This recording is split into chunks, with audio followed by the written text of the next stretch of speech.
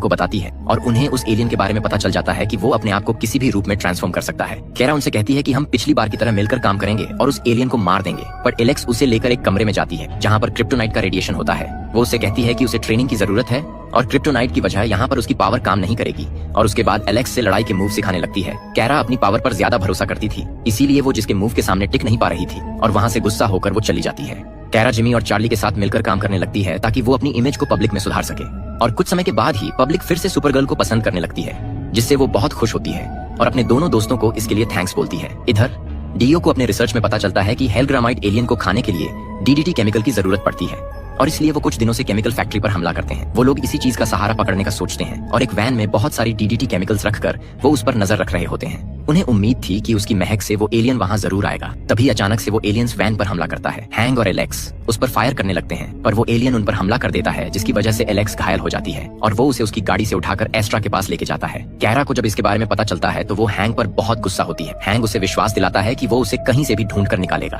पर अब खुद उसे ढूंढ के निकल जाती है और बहुत जल्द उसकी पावर से उसे पता चल जाता है कि एलेक्स कहाँ पर है। वो तुरंत इसके बारे में हैंग को बताती है और वहाँ पर जल्दी से पहुँचने को कहती है, और इसके बाद केरा सीधे उस जगह पर पहुँचती है जहाँ उसे एलेक्स दिखाई देती है, और तभी उस पर हमला होता है और वो वहाँ पर एस्ट्रा को देखती है। कैरा उससे कहती है कि वो तो मर चुकी थी क्रिप्टन के डिस्ट्रॉय होने पर, लेकिन वो उसे बताती है कि वो मरी नहीं थी क्योंकि उसकी मोम एलोरा ने उसे फोटोज में कैद कर दिया था। वो कैरा को अपने साथ मिलकर काम करने को कहती है ताकि पृथ्वी पर उनकी रेस का राज हो सके, पर कैरा उसकी इस बात से सहमत नहीं थी, तो एस्ट्रा उस पर हमला करने लगती है और बहुत जल्द उसे मारकर घायल कर देती है। पर तब तक वहाँ पर हैंक भी आ जाता है। एस्ट्रा उसे पकड़कर मारने ही वाली होती है कि तभी हैंक उसके हाथ में क्रिप्टोनाइट से बने चाकू से हमला कर देता है, जिससे एस्ट्रा को बहुत तकलीफ होने लगती है और वो वहाँ से भाग जाती है एलेक्स का।